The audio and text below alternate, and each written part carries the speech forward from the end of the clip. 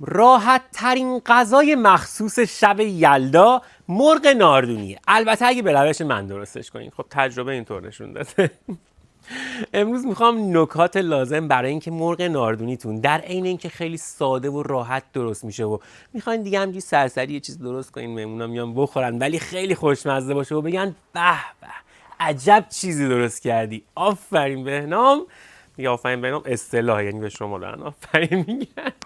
اگه میخواید این اتفاق بیفته این ویدیو رو تا آخر نگاه کنید تا یه مرغ ناردونی خیلی خوشمزه درست کنیم. این پست رو هم لایک کنید، یه کامنتی براش بذارید، بفرستید برای عزیزانتون تا اینجوری اما حمایت کنید و خوشحال‌ترمون کنین. حالا بریم سراغ مقدار مواد لازم و بعد هم آموزش مرغ ناردونی. سلامتیتون. بیا جلو. 4 تا تیکه مرغ میخواید برای 4 نفر. حدوداً 50 گرم گردو نیاز دارید. 1 قاشق غذاخوری رب انار که میتونید از انار ترش استفاده کنید. رب گوجه هم 1 قاشق غذاخوری نیاز دارید. 30 گرم کره میخواید. آب انار نیاز دارید که میتونید از آب انار ترش مثل گیلانیا استفاده کنید. 2 حبه کوچیک سیر میخواید. 1 دونه پیاز میخواید. نمک و فلفل و زردچوبه هر کدوم 1 قاشق چای خوری و 1 دونه هم انار قرمز. بریم تو کارش. اولین مرحله و مهمترین نکته برای اینکه مرغ ناردونی خوشمزه بشه اینه که نمک فلفل و زردچوبه بهش بزنین، بعد قشنگ ماساژش بدین. این ماساژ دادن، ضربه زدن روی مرغ باعث میشه که ادویه ها قشنگ برن تو خوردش. نکته بعدی چیه؟ اینکه حتما 3 ساعت بذارینش توی ظرف دربسته توی یخچال.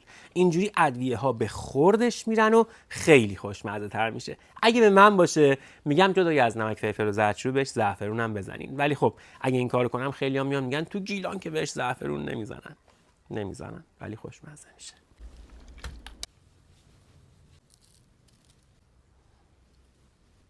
قشنگ همه جای مرغ باید به ادویه ها آغشته بشه. باید قشنگ فشارش بدین. این فشار باعث میشه ادویه ها برن تو خورد مرغتون. اینکه بعضیا میگن مرغمون خوشمزه نمیشه چون این کارا رو نمیکنن.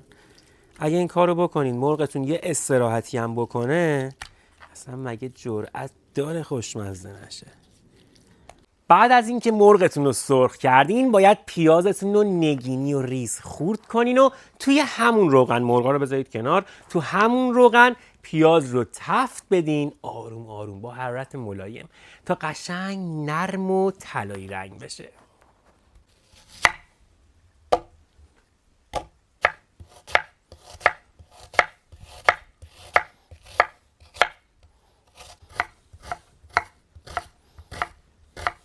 دومین نکته برای اینکه یه مرغ خیلی خوشمزه داشته باشین اینه که اول روغن رو داغ کنین، بعد 1 قاشق کره رو بهش اضافه کنین و اینجوری توی یه روغن کره‌ای مرغتون رو سرخ میکنین و یه طعم خیلی بهتری میگیره.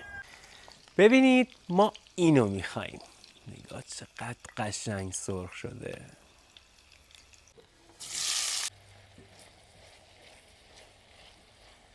تا پیازتون داره طلایی میشه اون 2 حبه سیر کوچیکی که بود بهتون گفتم اونو باید رنده کنین. این کوچیکه، این ذره بزرگه ولی انقدر سیر باید رندش کنین که به این پیاز اضافهش کنین. وقتی پیاز کاملا نرم شد در انتها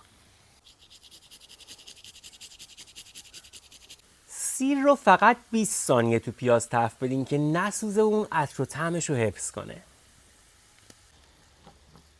به چه عطری هم داره. وقتی پیاز و سیرتون سرخ شد رب گوجه فرنگی رو هم با موادتون تفت بدین تا عطر و رنگش آزاد شه.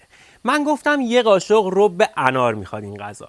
حالا سلیقه‌ای نیست، اصلش رب انار رو داره ولی رب انار غذاتون رو تیره میکنه، ترشیش رو زیاد میکنه و من میخوام رب انار رو حذف کنم و از همون آب انار استفاده کنم. ترشی لازم رو بهش میده، خیلی خوش رنگ ترش میکنه و باز آب انار رو هم من نمیام کامل آب انار بریزم. ترکیب آب انار و آب رو میریزم تا اون ترشیش ملایم تر بشه و همه پسند تر باشه. ولی خب اصلش اینه که رب انار داره، با آب انار ترش درست میشه و خب شاید سلیقه هر کسی نباشه. پس رب گوجه فرنگی رو تفت بدین تا عطر و رنگش آزاد شه.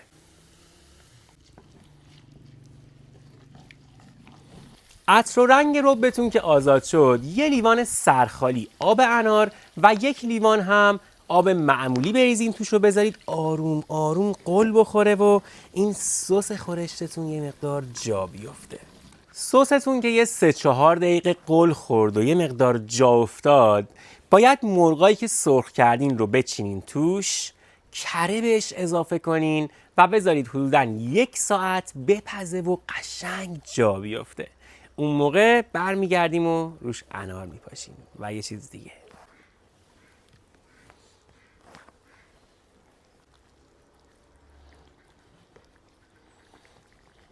بعد از 1 ساعت به به به، ببین چه رنگ و رویی داره، چه عطری داره، جاتون خالیه واقعا.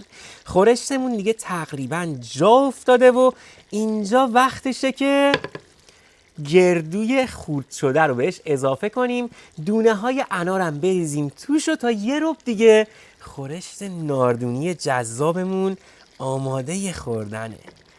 به به به، چه عطری داره، جاتون خالی.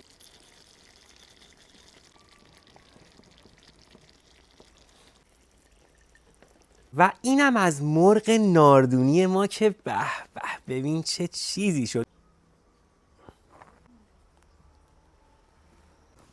چقدر خوشمزه است، جاتون خالیه واقعا. بهتون قول میدم این غذا رو که درست کنین، هر کس تستش کنه بگه چیکار کردی با مرغ که اینقدر لذیذ شده. درستش کنید و در کنار عزیزانتون از خوردنش لذت ببرید. خیلی هم ممنونم که تا اینجای ویدیو با ما همراه بودین. تا آموزش های بعدی، جان قربان.